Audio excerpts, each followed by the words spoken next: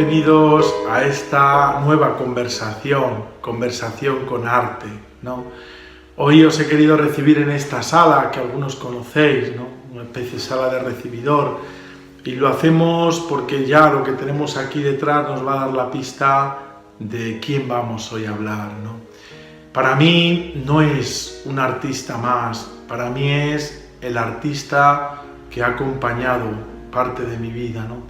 Y digo esto ¿por qué? Porque gracias a él yo me enamoré del arte, yo me enamoré del arte como expresión de un alma, de una belleza, en definitiva de una fe de Dios, como es el que vamos a ver hoy, que es Miguel Ángel Buonarroti.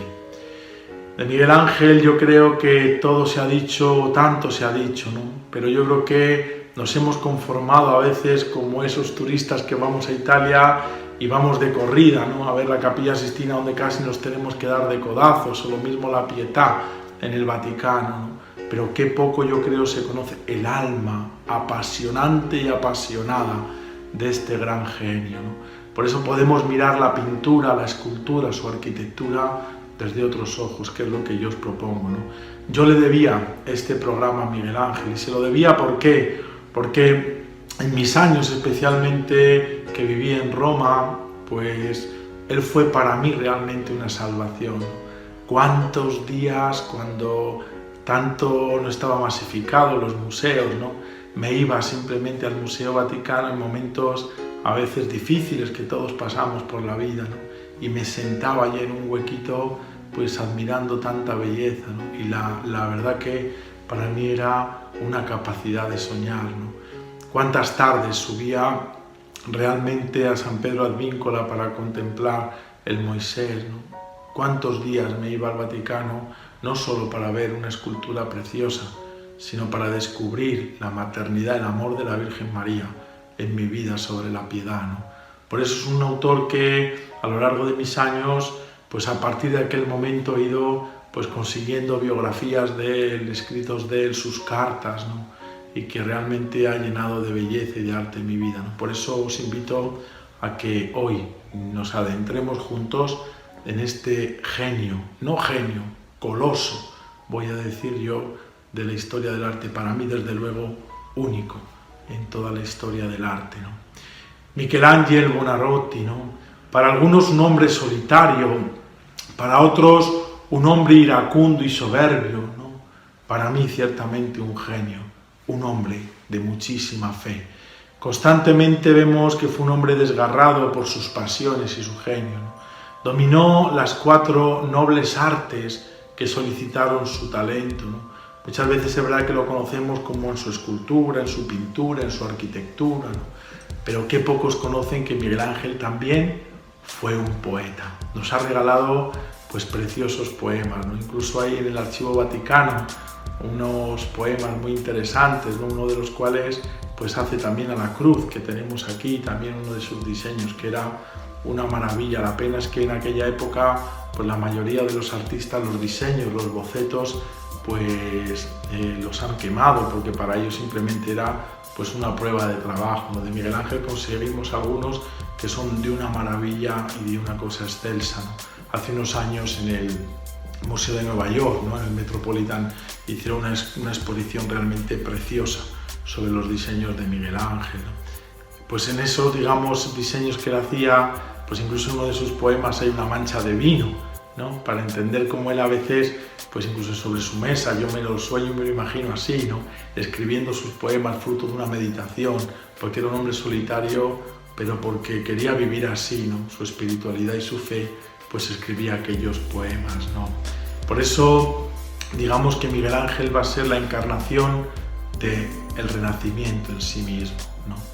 Quizá vemos que por ello su existencia, pues fue una continua lucha, un esfuerzo desesperado por no ceder ante los hombres ni ante las circunstancias, ¿no? Era un hombre realmente de muchísima fe, y esta fe muchas veces pues vivía o la llevaba a vivir a veces atormentado, ¿no? Él, sobre todo en la corte, ya hablaremos de de Lorenzo el Magnífico, pues conocería el neoplatonismo, en el que realmente sus obras vamos a ver pues que sí, a cada movimiento, cada artista, pues hay detrás un pensamiento, ¿no? Y en Miguel Ángel pues va a ser muy fuerte este neoplatonismo, pues que va a acompañar toda su vida, ¿no? Uno de los grandes temas que va a acompañar a Miguel Ángel, precisamente por esa espiritualidad, ¿no? Va a ser la muerte, ¿no? Lo sabemos por los escritos pues que tenemos, sobre todo los de finales de su vida, en sus cartas, ¿no? Que conservamos, pues él va a tener sobre todo, digamos, una batalla constante contra la muerte, ¿no? Pero yo siempre digo que fue una batalla de casi 90 años y una lucha cuyo resultado no va a ser la ruina, cadáveres, lo negativo de la muerte, ¿no?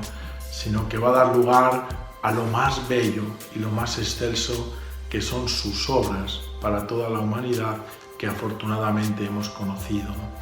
No quiere ser este programa, como digo, siempre una biografía de él, ¿no? Sino simplemente pues mirar algún cuadro. Nos vamos a detener sobre todo en uno, que va a ser la Capilla Sixtina, alguna cosita sobre la Piedad, ¿no? Pero para que realmente podamos conocerle, os invito a mirar sus obras de arte, ¿no? Por eso ahora en esta introducción voy a hablar alguna cosa biográfica de él, pues para situarnos un poco lo que fue su estilo y lo que fue su vida, ¿no? Este genio nació en una hermosa aldea pequeñita, ¿no? Llena de prados y encinares, que era Caprese, un 6 de marzo del año 1475. ¿No? Miguel Ángel fue hijo de Ludovico Buonarroti y de Francesca Tinelli, ¿no? Su padre descendía sobre todo de artesanos y quizá por ello pues siempre se opuso a esta vocación que Miguel Ángel tenía hacia las artes, ¿no? ¿Por qué digo esto? Porque fijaros, él lo que quería que su hijo se dedicara al comercio. Fijaros que la Florencia, a la que estaba muy cerquita, donde él nace, pues era la ciudad del comercio, donde la gente se hacía rica, donde realmente a través del comercio, especialmente de las telas, por ejemplo, pues uno iba convirtiéndose en gente adinerada, ¿no? Entonces su padre quería pues que Miguel Ángel se dedicara al comercio, ¿no? Tenemos que tener muy claro que en la época de Miguel Ángel, ser pintor, escultor, ser artista, pues era considerado un artesano, o sea, uno de segunda, ¿no? Donde realmente vivían pobrísimamente. No fue su caso, que fue de los poquísimos que en vida amasó mucho dinero, ¿no? Pero por eso su padre no quería que se dedicara realmente a las artes, porque en definitiva era pues una actividad manual plebeya, ¿no? Como en esa época pues eran considerados los artistas, ¿no? Miguel Ángel va a estar sobre todo agradecido, lo vemos por sus cartas, ¿no? Siempre pues a su nodriza, una mujer pues que era precisamente una mujer casada con un cincelador, ¿no? Y él va a decir realmente pues que con su leche, decía Miguel Ángel, desde niño, él había ya mamado el escoplo y el mazo para hacer las estatuas, decía él, gracias a esa nodriza que estaba casada con aquel cincelador, ¿no? Cuando siendo apenas un adolescente, vemos como el joven Buonarroti se traslada a Florencia, ¿no? Y lo hace ¿por qué? Porque era realmente la ciudad de esplendor, donde el que quería ser artista era un hombre muy cabezudo, a pesar de que su padre no quería, pues tenía que ir a Florencia, porque era la época, donde realmente el arte llegó a su mayor esplendor en esa ciudad, ¿no? La Florencia de Lorenzo de Medici. Por eso su padre lo va a llevar cuando tiene 13 años, ya cansado pues de que él quería ser artista, y lo va a llevar a una bottega, no se dice en italiano, que bueno, sería un poco el taller, ¿no? Donde un artista pues tenía que ir, si quería ser artista, tenía que entrar en la bottega, en el taller pues, de un pintor famoso, ¿no? Él va a entrar por suerte en la bottega del gran Domenico Ghirlandaio, ¿no? Ahí que va a aprender él, pues va a aprender sobre todo, yo creo, la técnica del fresco, pero sobre todo también a ser un dibujante espectacular, ¿no? Para Miguel Ángel la pintura está fundada sobre el dibujo, ¿no?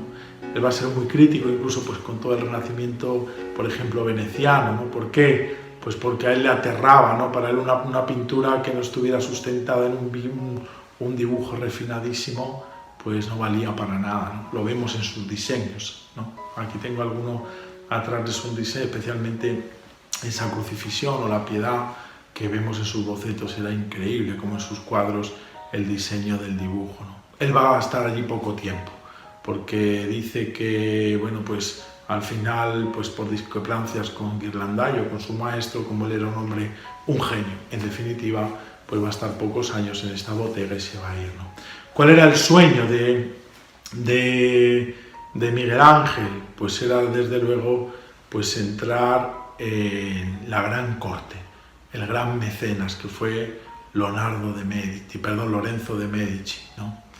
Lorenzo el Magnífico le llamamos, ¿no? Por eso, pues siendo ya, digamos, después de ir a esa botega, pues va a ir a esta corte, ¿no?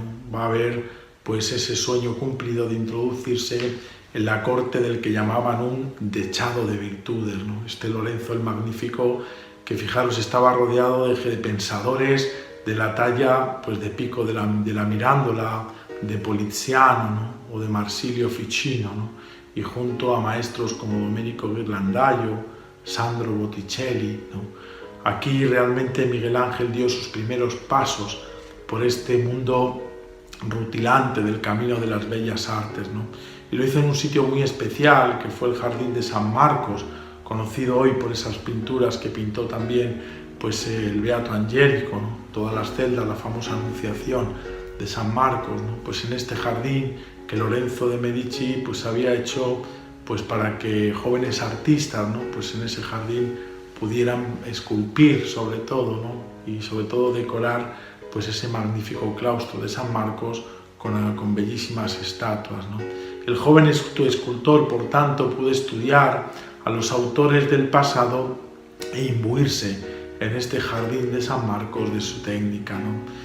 El lugar se había convertido en una especie de academia al aire libre, ¿no? Es espectacular. A mí, os digo sinceramente, si algo que me parece una cosa magnífica es esa época, ¿no? De Lorenzo el Magnífico. Era un hombre refinadísimo, un hombre realmente culto, un poeta, ¿no? Y es verdad, donde, pues, intentó e hizo que muchos jóvenes, pues los mejores, ¿no? Salieran, pues, artistas de aquel jardín, ¿no?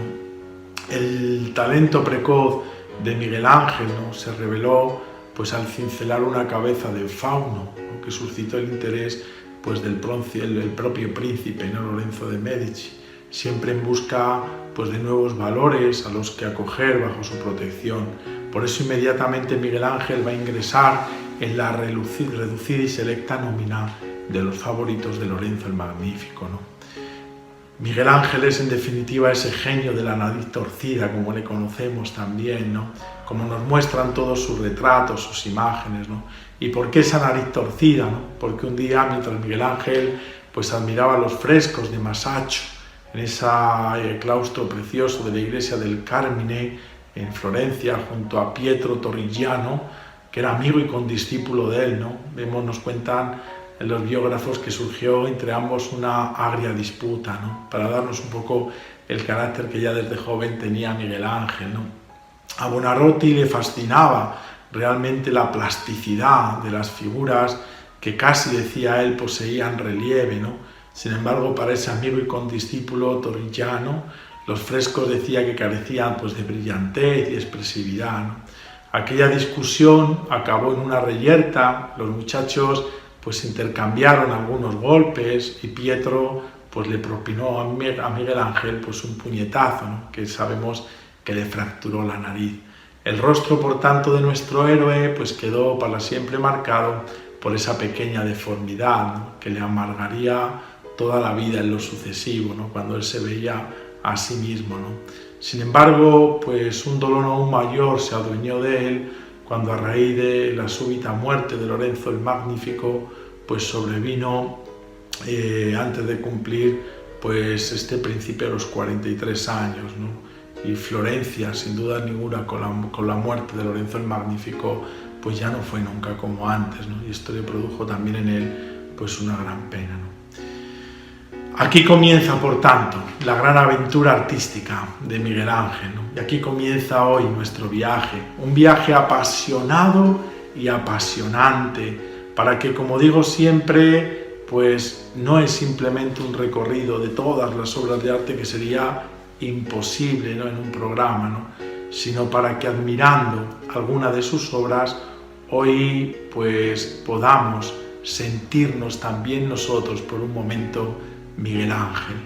No me importa los datos en esta ocasión de Miguel Ángel, sino lo que me importa es que descubramos su alma, que Él nos preste sus ojos para poder mirar y sentir lo que Miguel Ángel vio, cómo Miguel Ángel miró, pero sobre todo lo que tenía Miguel Ángel en su alma.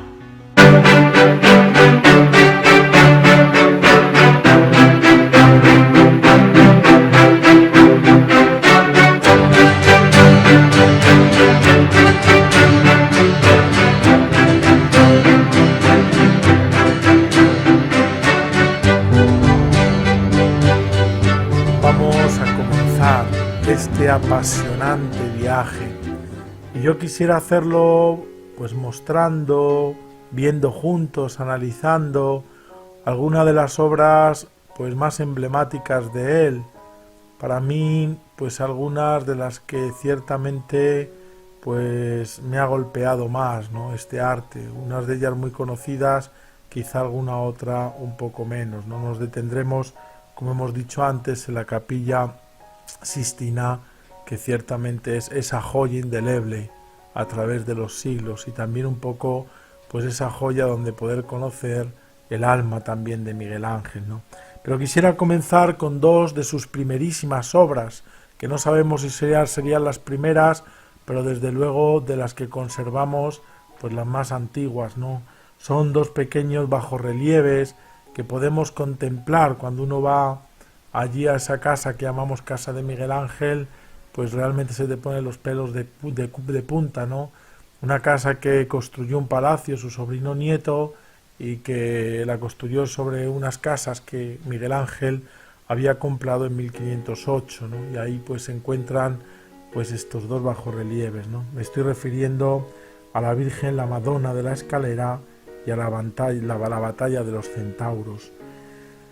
La Madonna de la Escalera o la Virgen de la Escalera, vemos en la imagen que es un bajorrelieve en mármol esculpido entre los años 1490 y 1492. La obra fue concluida antes de que Miguel Ángel, fijaros, cumpliera los 17 años, cuando aún estaba él en los jardines de los Medici estudiando con Bartolo di Giovanni, ¿no? Donde él aprendió realmente tanto en ese jardín de San Marcos que ya hemos hecho referencia en tiempo de Lorenzo el Magnífico, ¿no? Este bajorrelieve, como vemos, representa a la Virgen sentada en unas escaleras, sosteniendo y cubriendo con un manto a su hijo, que yace tiernamente dormido. Las escaleras contemplan el resto del fondo, pero si nos fijamos bien en este segundo plano, se pueden ver a dos niños jugando, mientras que un tercer niño se reclina sobre el pasamanos jugando. Un cuarto niño se encuentra detrás de la Virgen y parece estar ayudando a ese niño reclinado a estirar un pañuelo. Clara alusión, desde luego, al sudario de Cristo, ¿no? Que es muy curioso este bajorrelieve también por estos símbolos, ¿no? En esta obra se destaca, por tanto, la herencia de la antigüedad clásica. Por lo mismo se hace notorio el concepto de ataraxia, propio de la filosofía epicúrea, el cual consiste en la ausencia de inquietud de espíritu. Así la Virgen se muestra impasible en la contemplación del sacrificio futuro de su Hijo. Para la realización de este bajorrelieve, Miguel Ángel hizo uso de la técnica de Donatello, que fue otro magnífico escultor renacentista italiano, ¿no? Que vivió entre los años 1386 y 1466 y que llamamos el schiacciato, ¿no? En italiano, que significa el achatado, ¿no? Una técnica que él usó mucho y que Miguel Ángel realmente pues ha utilizado también en estos bajorrelieves, ¿no? Y el segundo pues bajorrelieve que quisiera hoy pues mostrar y comentar es el de la Centauromaquia, realizado después de la Madonna de la Escalera, ¿no? Y en ella que se representa pues es la batalla de los centauros, ¿no? Un relieve en mármol ejecutado alrededor, fijaros, de un año pues muy señalado, ¿no? Del 1492, cuando Miguel Ángel aún pues como hemos dicho antes, estaba rondando los jardines de los Medici, el jardín de San Marcos. En esta escena que quiso representar Miguel Ángel, pues es una escena mitológica. En él se representa el episodio conocido entre los centauros y los lápitas, ¿no? Cuando en plena boda de la princesa Hipodamia y Piritou, rey de los lápitas, uno de los centauros intentó raptar a la princesa, lo que dio lugar a esta batalla, ¿no? Lo que es interesantísimo, al menos para mí ya, fijaros en esta edad tan temprana, cómo los cuerpos se encuentran retorcidos, enredados, lo que nos hace difícil distinguir de realmente quién es quién, ¿no? Enlazados unos a otros, vemos que algunos están derrotados en los suelos, pero todos transmiten esa desesperación, ¿no? En medio de la batalla. Con esta obra, el joven Miguel Ángel vemos que asume ya su obsesión con los desnudos, pues el desnudo para Miguel Ángel no es simplemente una cosa estética, que lo es, ¿no? Buscar como en la clasicidad la belleza del cuerpo humano, en el canon del cuerpo humano, ¿no? Sino sobre todo para él la desnudez es la expresión de lo divino. Así, contemplar una obra que representa esa belleza a través de la desnudez, para Miguel Ángel será contemplar la grandeza de Dios, ¿no? Es el libro del Génesis, cuando crea a Adán desnudo, ¿no? Y dijo, vio Dios que era bello, ¿no? Nada más bello que el cuerpo humano.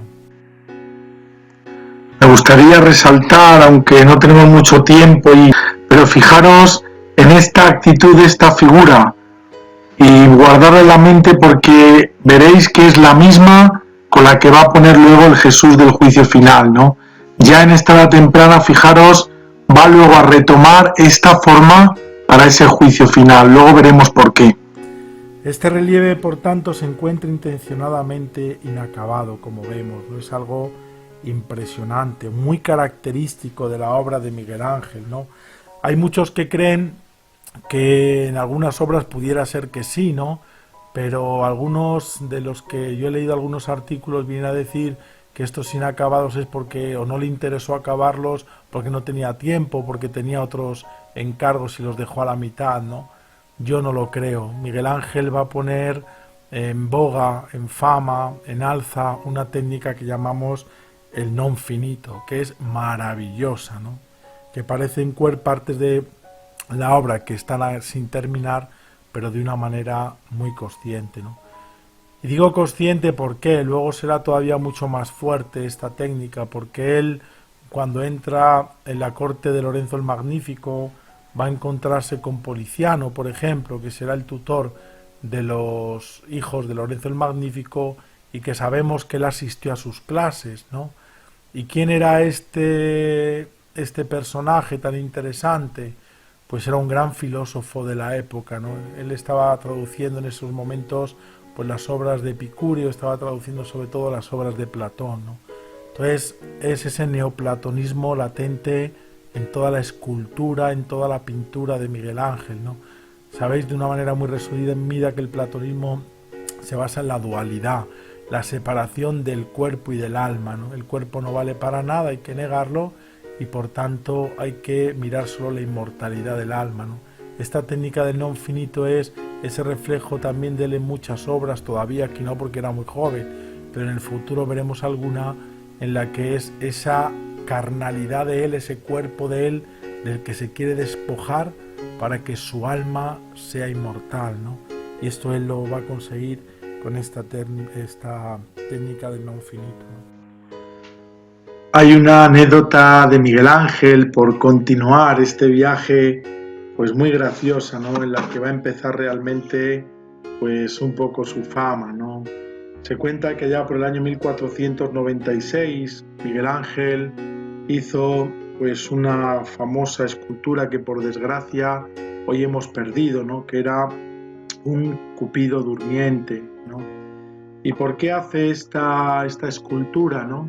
Pues porque hay un anticuario pues en Roma que parece ser que ya pues había oído hablar de Miguel Ángel, amigo de él, que se llamaba Baldassare del Milanese, y resulta que él sabía muy bien, ¿no? Que había esa pues casi, ¿cómo decir?, fiebre por obtener pues figuras antiguas, clásicas, ¿no? En esta Roma de finales del XV, principio del siglo XVI, es una locura. Todo el mundo quería tener y comprar, sobre todo los cardenales, pues muchas esculturas antiguas, ¿no?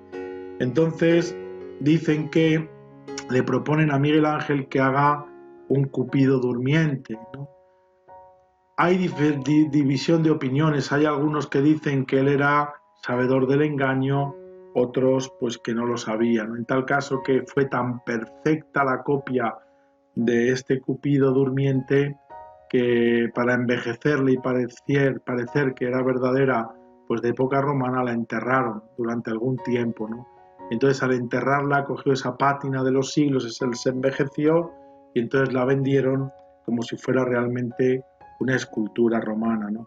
Y se la vendieron nada menos que al cardenal Riario, que era el sobrino del Papa Sixto IV, ¿no? Por 200 ducados. Sabemos que a Miguel Ángel, porque él mismo lo relata, pues solo se le llegaron 30 denarios, ¿no? 30 ducados, perdón. Fuera como fuere, hay quien dice que Miguel Ángel, al darse cuenta del engaño, corrió a Roma para pues, decir que esa era falsa ante este cardenal, encima sobrino del Papa, y hay quien dice que realmente el cardenal Riario se dio cuenta y entonces digamos que no le pagó esos ducados, sino solo 30. Lo que sí que es verdad es pues que Miguel Ángel pues se llevó ya, digamos, toda la fama en aquella corte romana del Papa, porque realmente la escultura del Cupido durmiente parece ser que era una joya tal que realmente parecía antigua. Esto es lo que hizo que Miguel Ángel llegara a Roma, ¿no? Y sabemos que el 27 de agosto de 1498, por fruto de ese medio engaño que le hacen al cardenal Riario, pues se va a encontrar con un cardenal francés, ¿no?, que se llama Jean Villars, quien va a encargarle a Miguel Ángel la realización de una de sus más famosas esculturas, que es la famosa Piedad de Miguel Ángel, ¿no? Lo va a hacer a través de Jacopo Galli, que era representante del artista, ¿no?, y le prometió pues una excelencia absoluta de la pieza a este cardenal francés, ¿no?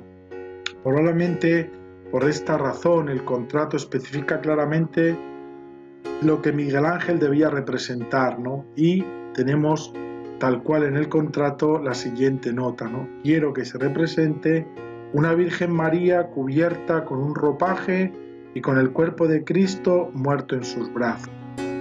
La composición, por tanto, como vemos ya en la imagen, representa el instante posterior a la crucifixión, en la que el Hijo muerto descansa en el regazo de la Madre. En contraposición a la tradición, vemos cómo el artista va a hacer, digamos, diferentes transformaciones, ¿no? Es verdad que hasta este momento todas las pietás que llamamos venían del norte de Europa, especialmente de Alemania, ¿no? Pero antes de Miguel Ángel, si nos damos cuenta, esta representación escultórica de la pietà pues eran tremendamente verticales, la Virgen rígida con el Hijo horizontal en el cuerpo, ¿no? Miguel Ángel va a romper todos estos cánones, ¿no?, que se conocían de estas esculturas venidas del norte de Europa, ¿no? Una de las cosas más impresionantes, que al menos a mí, yo creo que a todos nos impresionan de esta escultura, es que la Virgen tiene su rostro un aspecto juvenil, que es incluso mucho más joven que su hijo muerto, ¿no? Miguel Ángel, el mismo artista, cuando le preguntan, él va a contestar tal cual: la madre tenía que ser más joven que el hijo para mostrarse eternamente virgen, mientras que el hijo, incorporado a nuestra naturaleza humana, debía aparecer como un hombre cualquiera en sus restos mortales. Aquí en esta nota que él mismo escribe, fijaros pues la profundidad y el alma también, ¿no?, y la religiosidad de este gran artista. Tenemos que pensar que esta obra, fijaros, está realizada cuando Miguel Ángel tan solo tenía 22 años, ¿no? Bien sabemos que hoy pues, se encuentra en la primera capilla, según entramos a mano derecha, de la Basílica Vaticana. ¿Cuál era su original, o al menos función, para la que este cardenal Jean de Villers la encargó?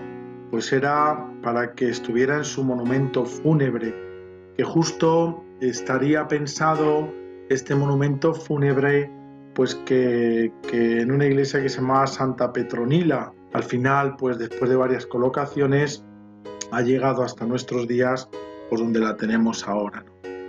Un pequeño análisis formal, podemos ver cómo estas dos figuras del conjunto escultórico conforman una perfecta pirámide cerrada. Vemos a la Virgen sentada y erguida, que sostiene a Jesucristo yacente en su regazo. El cuerpo de Cristo está encuadrado casi por completo dentro del contorno dibujado por el cuerpo de María, lo que va a enfatizar esa unión íntima entre madre e hijo, esa finura, esa delicadeza, esa ligereza que llamamos en el arte y que es impresionante, ¿no? Que de un bloque de mármol todo hecho y de un mismo bloque, no está hecho de varios bloques, sino de un mismo bloque, pues que al mármol se le puede dar tal ligereza, ¿no? Es increíble esta obra de Miguel Ángel. Vemos cómo asimismo la Virgen, que mantiene la mirada baja, evita dirigirse al espectador, acoge con una mano a su hijo difunto, mientras que con la otra, fijaros bien, parece invitarnos a nosotros a adorarlo. Pues esa mano que nos invita también a nosotros a adorar a su hijo. Su vestido equilibra la composición, como vemos, y es la que actúa como base de la pirámide. El conjunto contrapone la desnudez del cuerpo estilizado de Jesús al ropaje de profundos pliegues de María. Vemos cómo la pesadez de la Virgen, fuertemente apegada a la tierra, se contrapone también a la ligereza, delicadeza del Redentor, que solo toca el suelo con el pie derecho. Fijaros qué fineza la de Miguel Ángel. Otro de las cosas, pues digamos, simpáticas o anecdóticas, no anecdóticas, sino curiosas de esta escultura es que es la única escultura que Miguel Ángel firma, ¿no? ¿Por qué? Porque primero se siente muy orgulloso, profundamente orgulloso de su trabajo, ¿no? Y vemos cómo cincela la inscripción Michelangelus Bonarotus Florent Facebat. En la cinta, fijaros que cruza el pecho de la Virgen. Fijaros que esto, pues hay una anécdota que no sé cuánto tendrá de verdad, pero siempre se cuenta, ¿no? Y se escribe en todas las biografías, que podemos imaginarnos cuando precisamente un año después, allá por el año 1499, esta escultura se hace pública, ¿no? La gente se quedó maravillada, con la boca abierta. Imaginaros los que asistieron a la inauguración, la bendición de esta escultura, no daban crédito ciertamente a lo que estaban viendo. Pero para Miguel Ángel, su casa, su vida, sus sueños, sus añoranzas, estaban sin duda ninguna en aquella Florencia, ¿no? Una Florencia que lo había acogido cuando apenas tenía 13 años y en la que había gustado en la corte de Lorenzo el Magnífico, pues quizá yo creo, y esto es una opinión personal, los momentos más bonitos de su vida, donde se formó no solo escultóricamente, sino sobre todo en su cultura, ¿no? Con tantos personajes que se encontraban en aquella Florencia, ¿no? Por eso vamos ahora a mirar y contemplar otra, no solo de las magníficas obras de Miguel Ángel, sino al menos para mí, una de las que bien podíamos decir es una de las mayores obras de arte que en el mundo podemos admirar. Una obra que comenzó un 13 de septiembre del año 1501, su famoso David.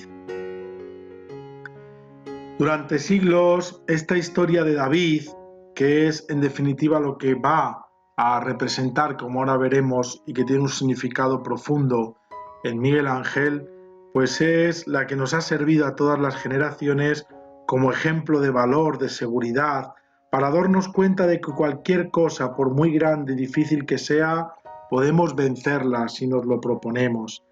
Esta misma historia cautivó a los florentinos, que veían en su figura un reflejo de las cualidades de Florencia, valor para enfrentarse a cualquier república, a pesar que ella era todavía una república pequeña. Por eso aquel 13 de septiembre del año 1501, ese David, ese rey de Israel, quedó ligado para siempre ya a la historia de Florencia.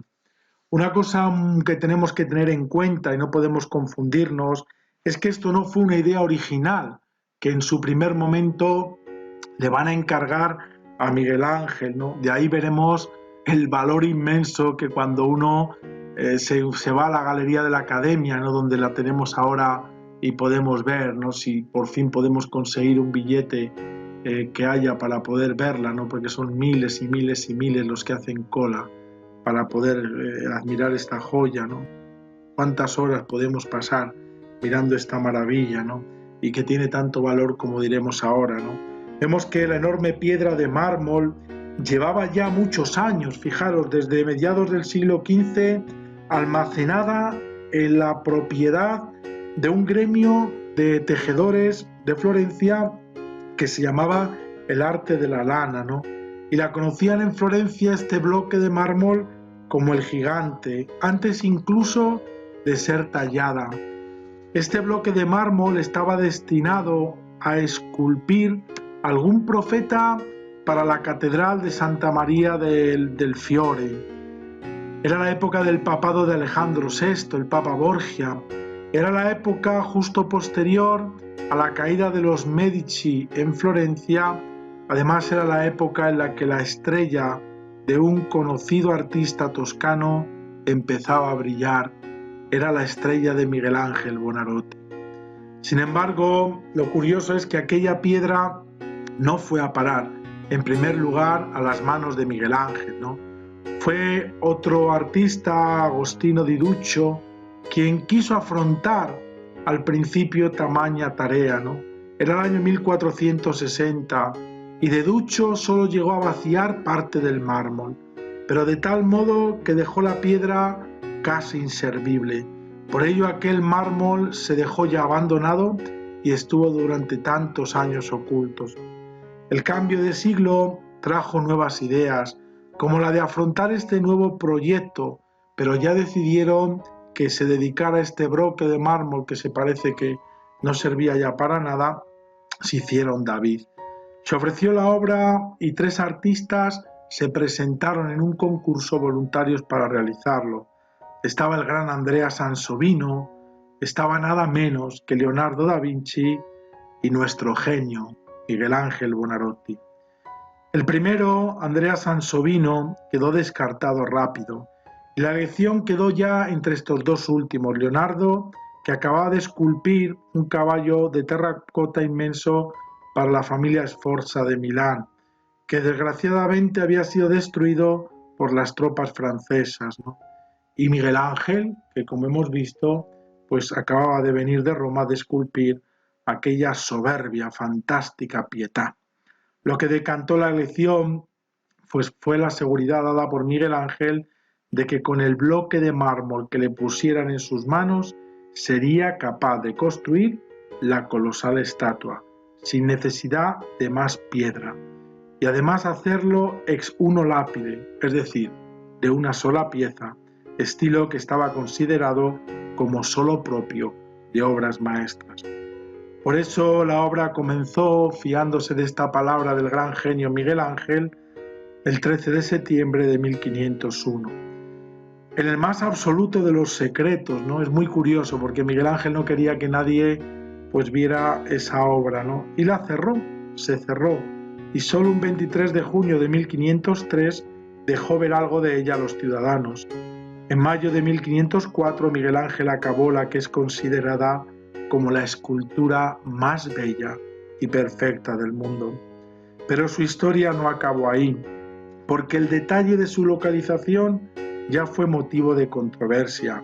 Inicialmente la idea era colocarlo en la catedral, apoyada en un contraforte, ¿no? Pero entonces se perdía esa visión trasera de la estatua y entre ello la visión de la onda que el David lleva en la espalda.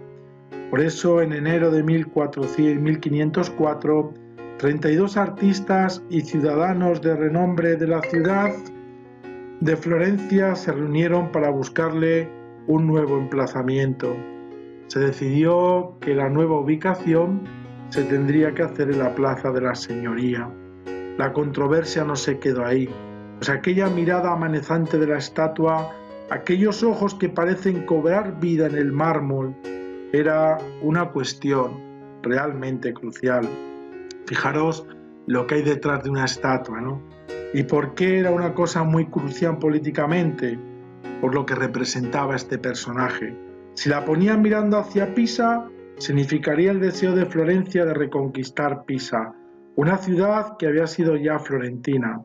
Si la ponían mirando hacia Roma, parecía una mirada de despecho hacia el Papa Alejandro VI, que había cobijado a los Medici, que habían sido expulsados de la ciudad por el gobierno florentino. Finalmente, sin embargo, se escogió esta última y fue tal el rechazo que tuvo entre los pueblos llanos que en los 4 días que duró, nos dicen las crónicas, el traslado del David desde el taller a su lugar de emplazamiento, fue apedreado. El 8 de septiembre del año 1504 la estatua quedó inaugurada. Una estatua ciertamente imponente, ¿no? Tenemos que pensar que mide nada menos que 4,10 metros de altura con un peso de 5,5 toneladas.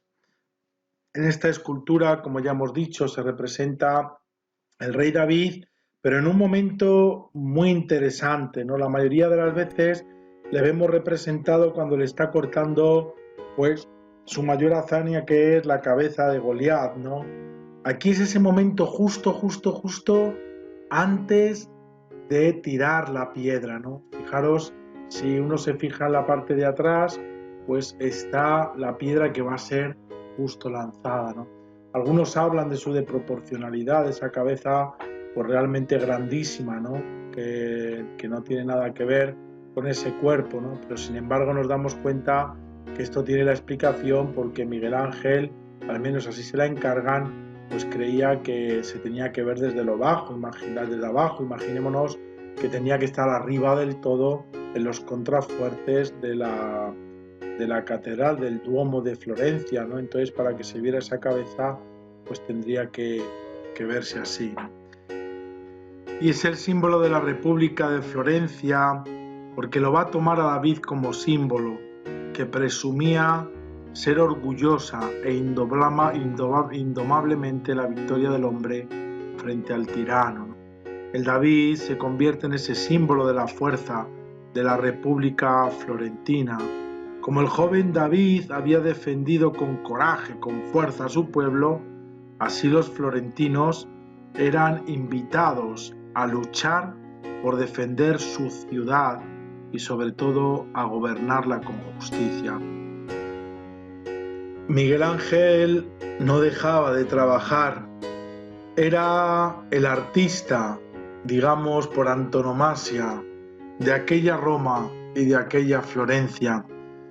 Por eso llegamos ya casi al final de nuestro viaje hoy, pero nos queremos parar en una de sus obras más majestuosas, a pesar que él pues no se tenía como pintor y mucho menos pintor de frescos, la Capilla Sixtina.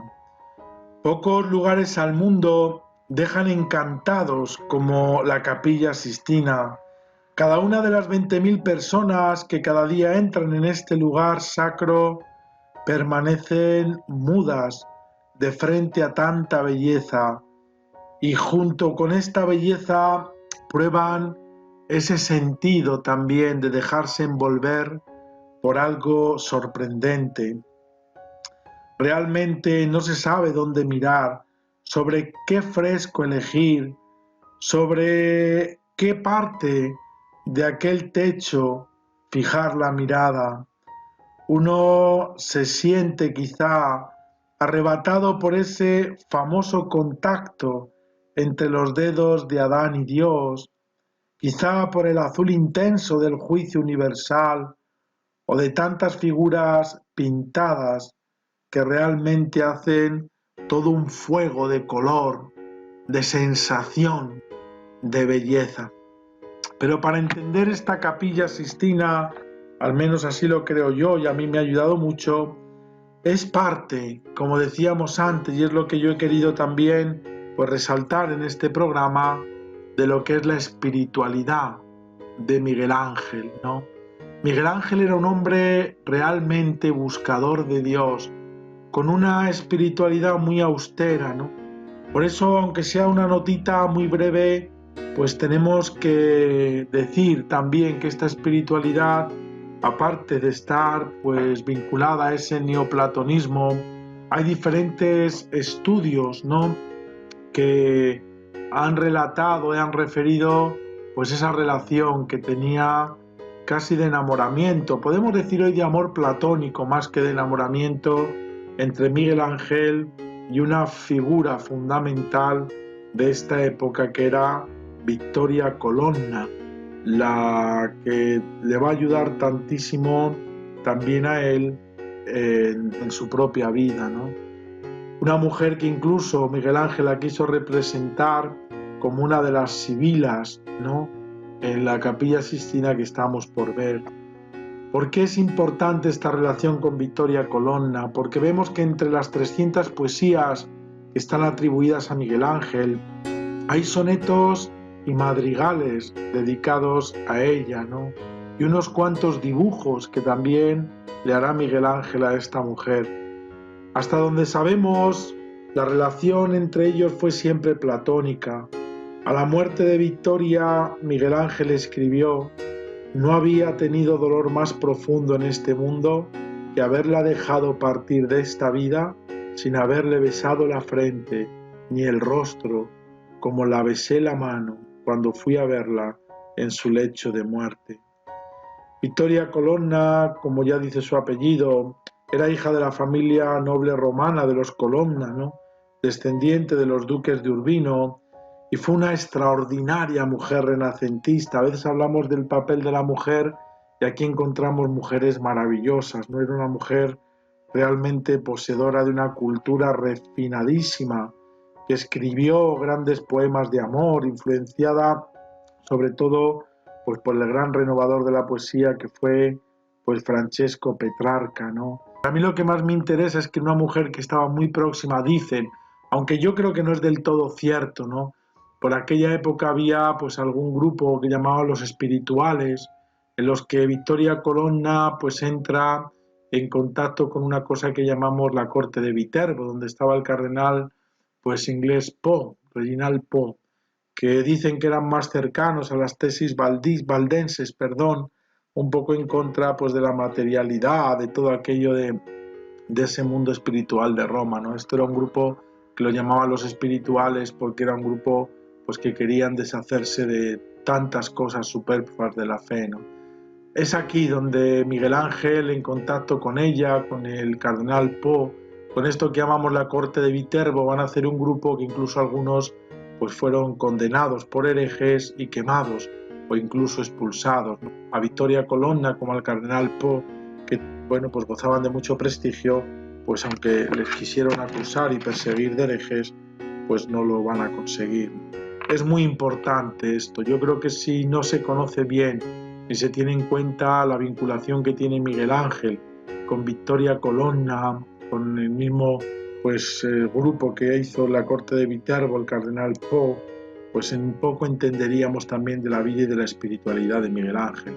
Y aquí se encuadra realmente la Capilla Sixtina, es una desnudez de quitarse del medio todo lo superfluo, de indulgencias, de ritos vacíos, de prebendas, de riquezas en definitiva, para, como veremos ahora en sus pinturas, pues un canto a la creación de Dios que creó al hombre desnudo, que como decíamos antes, pues para Miguel Ángel es buscar la gloria de Dios y no las glorias humanas, que era tan común en la época en la que vive Miguel Ángel. No sé si les habrá pasado a ustedes, pero cuando uno entra en esta capilla Sistina, uno realmente cree que esta capilla pues es hecha por el mismo autor, ¿no? Y nos damos cuenta que no, que está hecha por varios artistas, ¿no? Lo cual pues no deja de ser algo muy sorprendente, ¿no? ¿Por qué Capilla Sistina? ¿Por qué recibe este nombre, no? Pues recibe este nombre por una pequeña introducción del Papa que decidió su construcción, que no fue otro que Sisto IV, ¿no? Se trata de un pontífice que ha pasado a la historia pues con una doble cara, ¿no? Se lo recuerda por un lado por ese nepotismo que él tenía y por otra parte pues por haber aprobado la Inquisición española, por decir, ¿no? Fue un hombre de grande energía, un gran teólogo y un extraordinario organizador, ¿no? Pertenecería a la familia famosa de la Rovere, Francesco de la Rovere, que fue elegido en 1471 con este nombre de Sisto IV, ¿no? ¿Cuál es la idea que tenía este papa?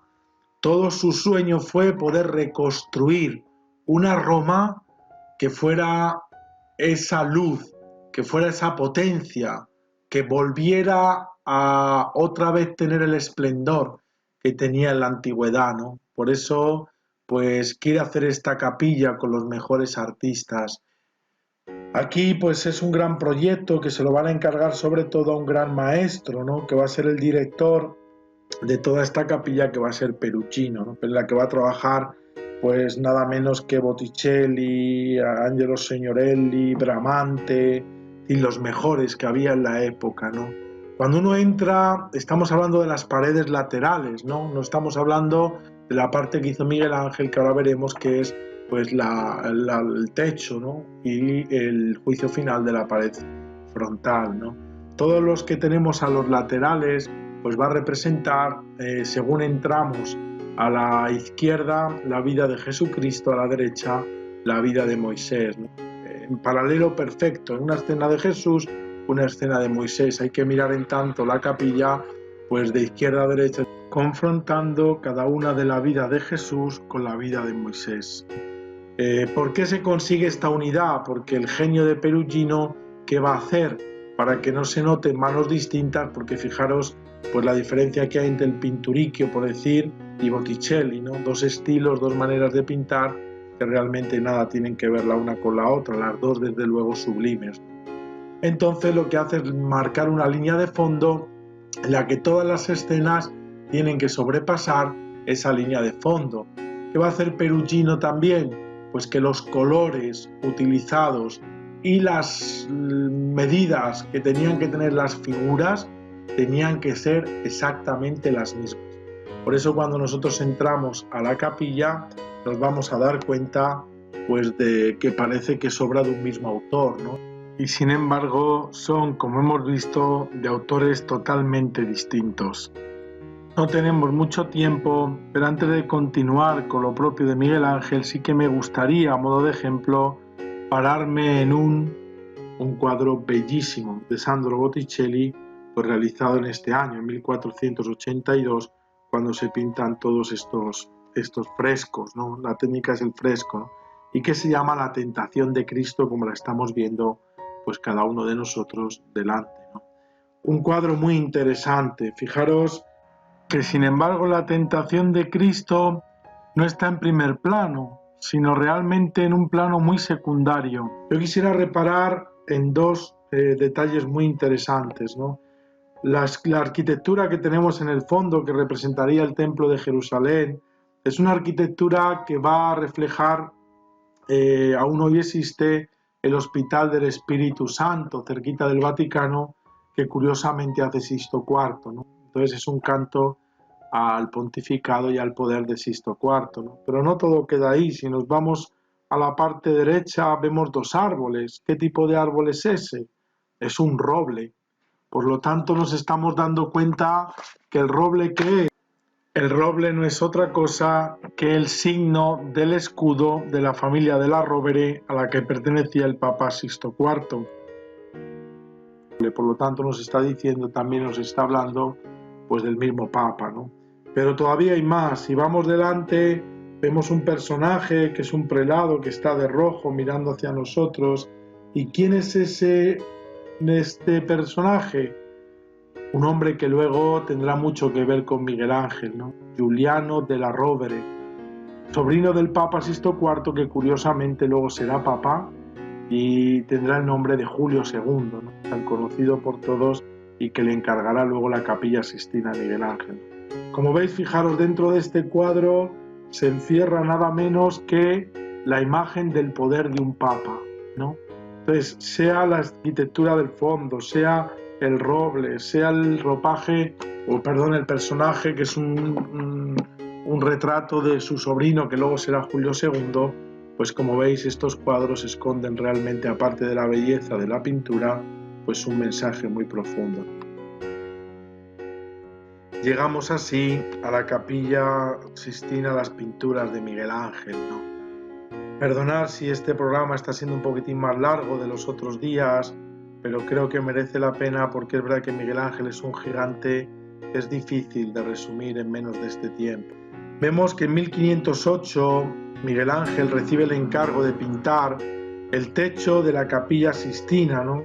Que estaba en una anterioridad decorada con un techo azul precioso, un azul intenso lleno de estrellas, ¿no? Debido al asentamiento pues del edificio, aquel techo totalmente se agrietó y bueno, pues el sobrino de Sixto IV, que como hemos dicho era Julio II, pues representado en aquel cuadro que hemos visto de las Tentaciones de Cristo de Botticelli, pues viendo el deterioro del techo, lo que va a hacer es pues encargarle a Miguel Ángel pues la pintura de estas bóvedas, ¿no? Miguel Ángel nunca aceptó con agrado este encargo del Papa. Bueno, se va a resistir siempre a realizarlo con todas sus energías, ¿no? Dando dos motivos de peso. A pesar de su formación de joven como pintor, él se va a considerar fundamentalmente pues escultor. Y lo más importante, él dice que no había jamás comenzado ni hecho ninguna pintura al fresco y que por tanto no sabía, ¿no? En el fondo, ¿qué hay detrás? Pues que él no quería dejar un encargo. Él creía que cuando Julio II le encargara la pintura de esta capilla, pues le iba a abandonar otro gran proyecto que para él era pues la joya que estaba haciendo, que era la tumba de Julio II, entre ellos el Moisés, tan conocido y que no hemos podido hablar de él en este programa. Entonces él tiene miedo que le quite el dinero, pero sobre todo le quitara el proyecto, como de hecho pues ese proyecto jamás llegó a su fin, sobre todo por la envidia del que era el arquitecto papal, que era el conocidísimo artista Bramante, que tenía muchísima envidia a Miguel Ángel y no le podía ni ver. Llegó a convencer al Papa Julio II pues que traía mala suerte, mal augurio, que uno se hiciera pues su tumba mientras vivía, por lo que el Papa Julio II pues tuvo miedo y al final suspendió ese proyecto, todo por la envidia de este arquitecto. A pesar de todo, a Miguel Ángel no le queda otro remedio que aceptar el encargo del Papa, aunque ciertamente él nunca quiso pintar la Capilla Sixtina. Es muy interesante esta capilla porque fijaros que nada menos la capilla es de planta rectangular, tiene de largo más de 40 metros por un ancho de 13 y 20 metros de altura, ¿no? Fijaros lo que significa decorar una superficie tan extensa, ¿no? Por eso Miguel Ángel lo que va a optar es por crear una arquitectura pintada que dividiera la bóveda en compartimentos, ¿no? En primer lugar, en las 4 pechinas, en las esquinas, representa 4 escenas del Antiguo Testamento que narran la salvación del pueblo judío de distintas amenazas, ¿no? Judí y Holofernes, David y Goliat, la serpiente de bronce y el castigo de Amán. En las enjutas sobre los ventanales, 8 en total, y en los lunetos pinta a los antepasados de Cristo, en el orden curioso que va a citar el Evangelio de Mateo, ¿no? Luego entre las enjutas y pechinas crea pilastras fingidas con decoración escultórica pintada para crear la ilusión de que están realizadas en mármol. Entre ellas, sentadas en tronos, el autor sitúa las primeras grandes figuras de la composición, una totalidad de 7 profetas y 5 sibilas. Luego sobre las pilastras arrancan arcos fajones, también fingidos, que parecen realmente arquitecturas y que van a dividir la bóveda en diferentes tramos que permita al pintor separar las distintas escenas centrales creando espacios rectangulares. Sobre el remate de las pilastras en el arranque de dichos arcos fajones van a descansar unas figuras masculinas jóvenes, desnudas, que adquieren las más diversas y complejas posturas, denominados los famosos iñudi. En los rectángulos centrales, que alternan unos de mayor tamaño y otros más reducidos, Miguel Ángel va a representar los temas centrales de toda la composición. Todos ellos provienen del Génesis, que es el primer libro del Antiguo Testamento, ¿no? La creación de la luz, la creación de las plantas, la creación de los astros, la creación del mundo, la creación de Adán, la creación de Eva, el pecado original y la expulsión del paraíso, el sacrificio de Noé, el diluvio universal y la embriaguez de Noé. Se puede observar que es curiosísima esta capilla también por esto, cómo durante la realización de la obra se produjo un cambio en la manera de componer de Miguel Ángel, ¿no? Si nos fijamos en las primeras escenas, las que se hace referencia al diluvio universal y a Noé, Miguel Ángel se decantó por representar un gran número de figuras, ¿no? Sin embargo, al comprobar que su visualización desde el suelo, dada la altura de la capilla, se hacía difícil y confusa, Miguel Ángel después optó por cambiar la manera de componer con escenas formadas por pocas figuras y de un tamaño mayor que ayudarían a visualizar y entender la escena de una manera mucho más fácil. Aquí vemos sobre todo cómo Miguel Ángel hace un alarde, ¿no?, de ese conocimiento de la anatomía humana en la figura como Adán, que la creación despierta tras el contacto del dedo de Dios Padre, quien se aleja del hombre sostenido por una corte de ángeles. El pintor prescinde de pintar el paraíso y por el contrario coloca a Adán sobre una pendiente que genera tensión a la vez que anuncia la futura caída del hombre, ¿no?, que será el futuro pecado original, ¿no? Hay muchos que dicen por qué no se tocan los dedos, ¿no?, de una manera, digamos, muy poética. Hay quien dice que no tocarse los dedos es porque hay tal la separación entre Dios y el hombre que jamás el hombre podrá tocarlo, porque ciertamente hay un abismo entre Dios y el hombre, ¿no? Esto es simplemente una interpretación poética. En su principio, en su origen, y es otra de las cosas curiosísimas, pues esta parte del techo también por humedades y demás, pues se agrietó, ¿no? Entonces, ¿qué pasó? Pues que hubo otro pintor, y es lo que tenemos, digamos, de toda la capilla, ese dedo, curiosamente, de Dios, pues está rehecho por otro pintor, no es el original de Miguel Ángel, porque se cayó ese trozo, ¿no? Entonces, por eso hay esa distancia. En un origen parece que aquel dedo pues se tocaba el uno con el otro. Quizá ese dedo ha pasado a la historia pues como el más, digamos, famoso de esa capilla, ¿no? Muy bonito porque es Dios que tocando al hombre por puro amor lo crea todo, ¿no? La creación como ese toque delicado, fino de Dios, que incluso algunos han querido ver en esa pintura como un cerebro, ¿no? Yo no voy a hablar aquí de teorías, pues porque hay cientos y variadas y no sabemos realmente pues qué sería, ¿no? Lo que sí que podemos conocer, sin duda ninguna, es la belleza de esta capilla. Llegamos por fin a la gran joya y final, que es el juicio final, ¿no? Pedirles disculpas si nos estamos alargando, como he dicho antes, un poco más, pero creo merece la pena. Uno cree que el juicio final, como digamos todo lo que ha sido el techo de esta capilla, como los laterales, pues pareciera de la misma época, ¿no? Como ven, pues son de distintas épocas, ¿no? De distintos autores. Entonces tenemos que pensar una cosa, ¿no? Miguel Ángel, cuando terminó precisamente toda la cubierta, ¿no?, de la Capilla Sixtina, fue en el año 1513, ¿no?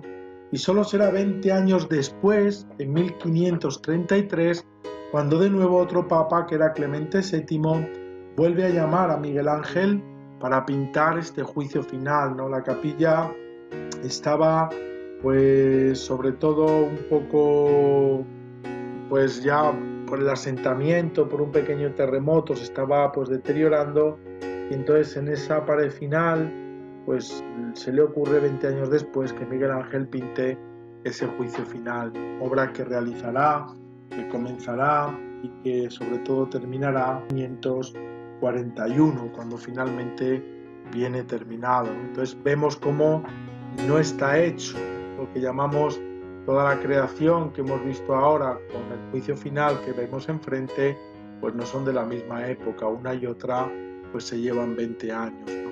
El tema, como sabemos todos, y pues tampoco voy a incidir mucho en él, simplemente algunas curiosidades, ¿no? Es, si nos damos cuenta, un trabajo ya de mucha más madurez de Miguel Ángel, ¿no? Es una pared donde uno tiene la sensación, o al menos yo, de que aquella capilla está abierta, ¿no? Porque ¿qué ha hecho Miguel Ángel? No ha puesto, como digamos, arriba en el techo, no ha puesto ninguna arquitectura, no es totalmente diáfano, ha puesto un cielo azul bellísimo de lapislázuli, ¿no?, que era el pigmento más caro, incluso carísimo, con que se hacían estos azules, ¿no?, y que recobran después de su restauración, pues a finales del siglo XX, todo el esplendor de ese azul, pues parece que nos lanzara hacia el infinito, ¿no? Entonces es verdad que las figuras pues son mucho más libres, son figuras. Lo más interesante es que pues Miguel Ángel, como todo, lo pinta solo, parece que a lo mejor algún colaborador, está hecho por más de 400 figuras, fijaros este juicio final, pues todo lo que tiene, ¿no? Está hecho en círculos, entonces por una parte pues Jesús con su madre en el centro, como veis, que es un Jesús joven, no es un Jesús que estamos a veces acostumbrados a verlo mayor, con barbas también, ¿no? Una de las cosas más fantásticas que me parece a mí este Jesús y todo el juicio final es precisamente que Cristo está hecho según el modelo de una imagen, de una escultura que habían encontrado en tiempos de Miguel Ángel en el siglo XVI y que él había visto en primera persona cuando se hizo este descubrimiento y que llamamos el torso del Belvedere, ¿no? Una escultura bellísima del siglo II antes de Cristo, y como vemos Miguel Ángel la ha tomado para hacer la posición de este Cristo del juicio final. Hay varios detalles que a mí me gustaría simplemente, pues muy rápidamente, como es por ejemplo la piel de San Bartolomé, ¿no?, que es un retrato del mismo Miguel Ángel que se ha querido pintar, como vemos delante, pues en este juicio final, ¿no? Es increíble, pues todo esta piel, ¿no?, que es lo que decíamos antes, es la idea neoplatónica y ese deseo de Miguel Ángel, pues de quitársela el cuerpo ya, ¿no?, y que el alma, pues su espiritualidad, pues es lo que es inmortal, cuidar sobre todo la vida espiritual y no lo material, ese reflejo en ese retrato de este santo que viene, digamos, representado aquí, ¿no? Es muy interesante otra figura que les voy a poner, porque hay muchos detalles que no podemos. Ojalá que un día pues dediquemos solo a la Capilla Sixtina pues un programa, ¿no? Y es, por ejemplo, en este detalle que les voy a poner, como ven, pues tienen los atributos de la simonía, ¿no? Hay un demonio que ven aquí con una bolsa de dinero y las llaves que hace referencia a Pedro, ¿no? Las dos llaves, este saco lleno de dinero, pues es una referencia a un papa que era simoniaco, ¿no?, que había hecho la simonía y que era muy enemigo de Miguel Ángel, que era posiblemente Nicolás III, ¿no?, que curiosamente pues Dante, ¿no?, y lo toma en su Divina Comedia, lo va a poner pues en el infierno, ¿no? A este respecto tenemos que decir que Miguel Ángel va a seguir prácticamente la Divina Comedia, ¿no?, especialmente en el infierno. Es interesantísimo cuando uno lee la parte del infierno de la Divina Comedia, cómo podemos ver representados incluso muchos personajes, como el que acabamos ahora mismo de referir, del Papa Nicolás III, que Dante lo pone en su infierno, ¿no? También yo estoy convencido que a la hora de hacer este juicio final, especialmente pues este infierno, Miguel Ángel se va a guiar mucho de las predicaciones que había escuchado cuando él era muy joven del famoso Savonarola, ¿no? Que murió, como sabemos, quemado. Y bueno, pues él impactó mucho aquellas predicaciones, ¿no? Y también lo va a poner aquí en este juicio. Otro detalle muy interesante pues es el rey Minos, ¿no? Que también la Divina Comedia lo pone en el infierno, ¿no? Y lo vemos delante de nosotros. Es muy curioso porque él no tenía, parece ser, intención de crear este personaje, ¿no? Mitológico. Todos conocemos al rey Minos pues por todo lo que fue ese reino de Nosos, toda la cultura preciosa, ¿no? que conocemos como minoica, y que bueno, pues todo el rito y el mito del Minotauro, ¿no? Aquel toro que es hijo pues por una venganza de los dioses de su mujer, ¿no? Y que lo encierra en aquel laberinto, ¿no? Un personaje ciertamente pues que tiene mucho significado en la mitología y que veremos por qué Miguel Ángel lo quiere pintar aquí y quién es a quien verdaderamente pinta en este personaje mitológico del rey Minos. Se trata de Biagio da Cesena, que era el maestro de ceremonias del Papa Paolo III, y en una ocasión que visitaba con el Papa estas pinturas de Miguel Ángel para ver qué le parecían, pues fueron muy desafortunadas las palabras que realmente pues profirió contra las imágenes de este artista, ¿no?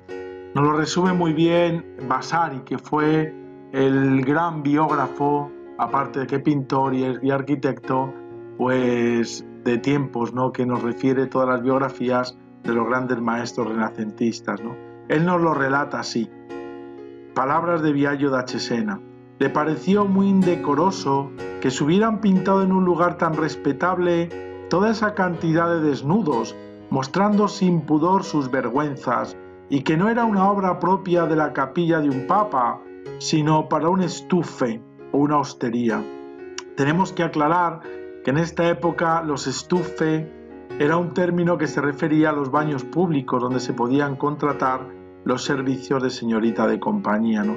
En definitiva, Biagio da Cesena le estaba llamando finamente a Miguel Ángel pintor de burdel, ¿no?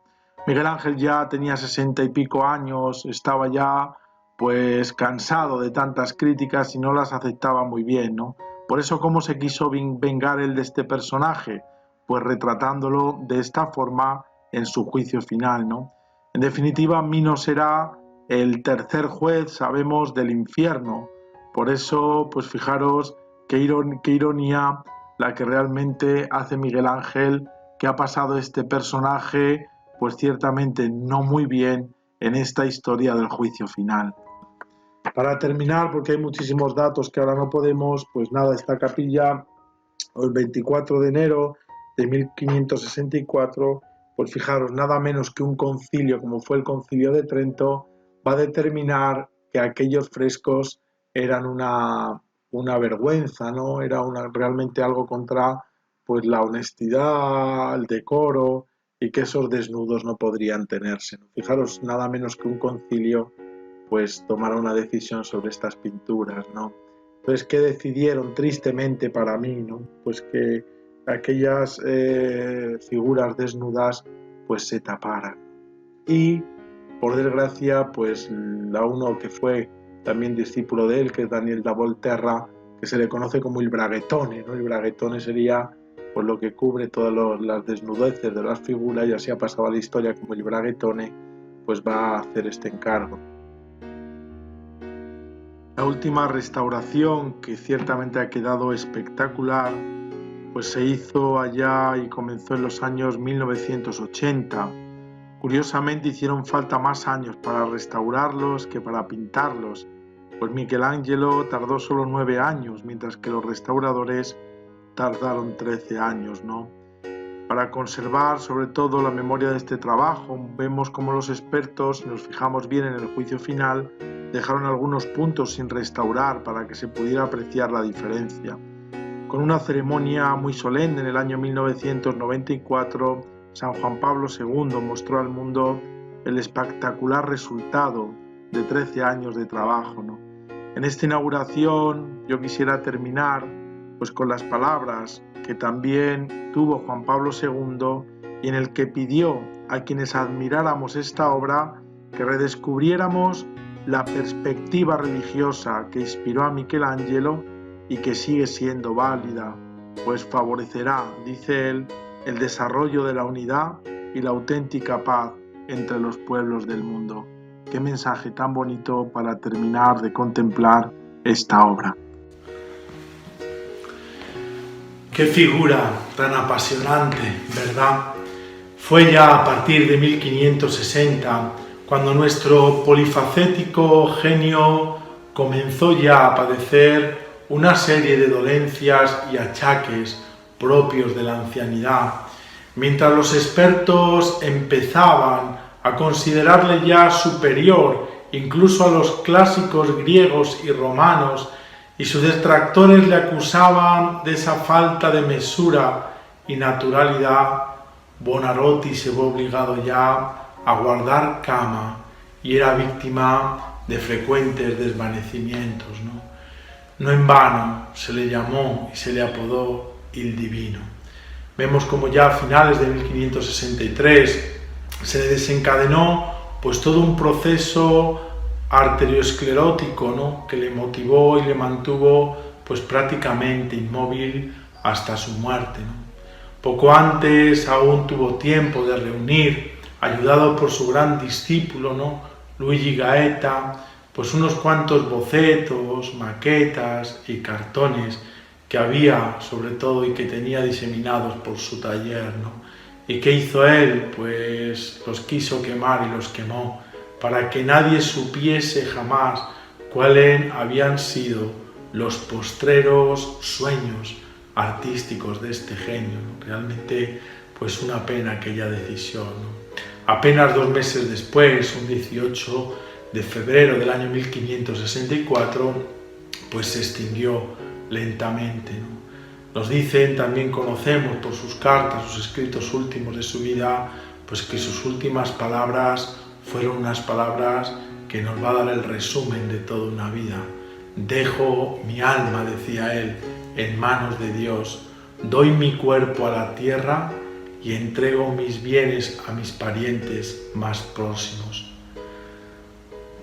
4 hombres, nos dicen sus biógrafos, le acompañaron en este instante: Danielo da Volterra, Tommaso di Cavalieri, Luigi Gaeta, que fueron sus más fieles ayudantes, y su propio criado que le acompañó, Antonio, que fue el único capaz de cerrar sus párpados cuando Buonarroti expiró. Con él moría toda una época y concluía ese portentoso momento histórico que conocemos como el Renacimiento italiano. Aquellos pinceles quedaron huérfanos y todo el mundo también, pero la sombra y la huella de este coloso de todos los tiempos sigue atrayendo y fascinando a millones y millones de personas que por moda, por casualidad o por amor hacia su arte recorren miles y miles de kilómetros para dejarse fascinar por quien realmente fue un genio. Uno de esos, sin duda ninguna, es el que les está hablando. Su epitafio, yo creo, bien podría ser aquel que el mismo Miguel Ángel escribió para su gran amigo Cecchino de Ibraci, desaparecido en la flor de la vida, y escribía este epitafio Miguel Ángel para él: por siempre de la muerte soy, y vuestro solo una hora he sido, con deleite traje belleza, mas dejé tal llanto, que valiéreme más no haber nacido. Aquí nuestro genio. Ojalá que hayamos podido disfrutar, pero sobre todo ojalá que este programa sencillo pues os anime también a descubrir un genio del arte, una persona cuya personalidad merece la pena descubrir. Ojalá que Miguel Ángel pueda ser para nosotros un compañero también de nuestro camino. Buenas noches.